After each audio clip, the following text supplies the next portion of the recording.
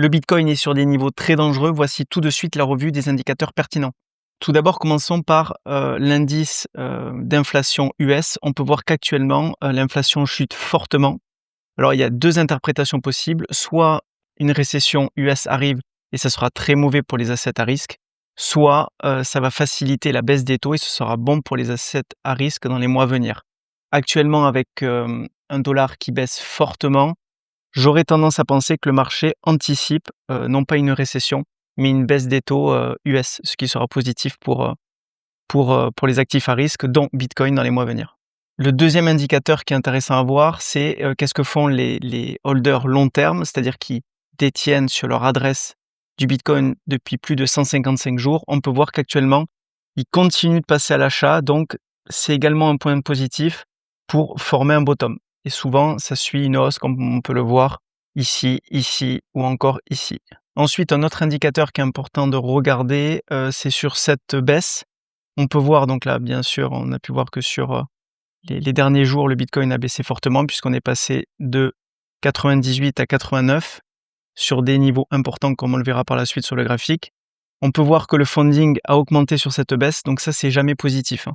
Ça veut dire que sur la baisse, les traders parient à la hausse, ça veut dire qu'ils ne croient pas à la continuation baissière.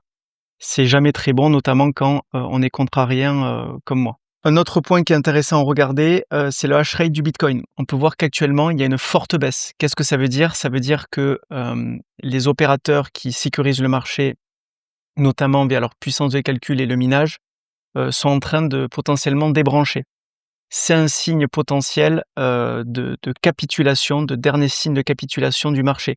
Souvent, quand les mineurs ne sont plus rentables du fait de la différence de prix entre le Bitcoin et l'électricité, ils débranchent et ils capitulent et parfois même ils mettent la clé sous la porte.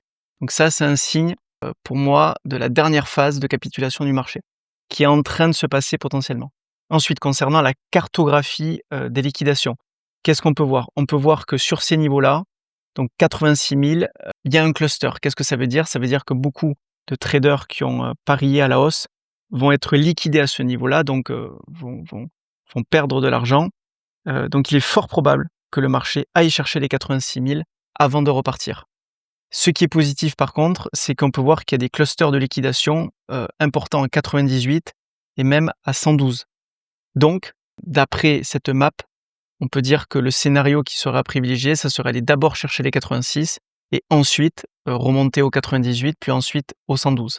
Au niveau des indicateurs de peur, un indicateur que j'aime regarder, notamment pour avoir une réactivité rapide sur le sentiment des investisseurs, c'est cet indicateur qui nous indique le sentiment, que ce soit sur Twitter, sur Reddit et sur certains sites spécialisés sur la discussion Bitcoin.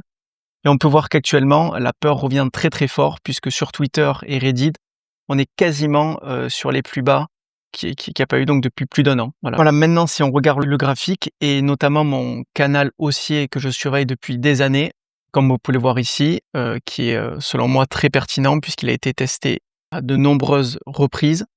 On peut voir qu'actuellement, on est en train de réaliser quelque chose de tester quelque chose d'assez rarissime, c'est qu'on est en train de tenter de le casser, d'accord?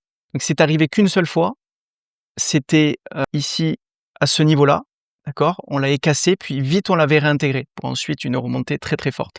Ici, on est en train de le tester, donc clairement, hein, c'est des niveaux, c'est pour cela que j'ai indiqué comme titre que c'est des niveaux très dangereux, parce que si on casse, selon moi, il y a trois scénarios possibles. Soit on maintient ce canal haussier et finalement, ça ne viendrait que renforcer le fait que ce canal est très pertinent. Et pour moi, c'est un des scénarios les plus probables. Soit on va faire une déviation rapide pour faire semblant, entre guillemets, qu'on casse ce canal pour aller chercher les 86 qu'on a vu où il y a des clusters de liquidation très importants. Soit tout simplement, on invalide ce canal et là, clairement, le prochain niveau que j'ai identifié, c'est cette FVG qui était lors du départ, on va dire, de la seconde partie du bull run, si on peut l'appeler comme ça, lorsque Trump est arrivé au pouvoir. On reviendrait sur ces niveaux. Donc ces niveaux-là sont entre 74 et 70. Clairement, voilà, si on invalide ce canal et qu'il n'y a pas de rebond au niveau des 86, clairement, moi, c'est ma zone d'achat, je n'achèterai pas avant ces niveaux. Alors, il faut voir la réaction du prix. Si on réagit au niveau de cette mèche, c'est possible, moi personnellement, que je passe à l'achat sur ces niveaux. Mais clairement, voilà, pour moi, c'est les niveaux à identifier. Ici, soit à partir de 76, je serai très attentif. Et pour moi, ici, jusqu'à 70, c'est de très beaux niveaux d'achat. Et à mon avis, on ne va pas y rester longtemps. Voilà, c'est fini pour mon analyse. À bientôt pour plus d'analyse action et crypto.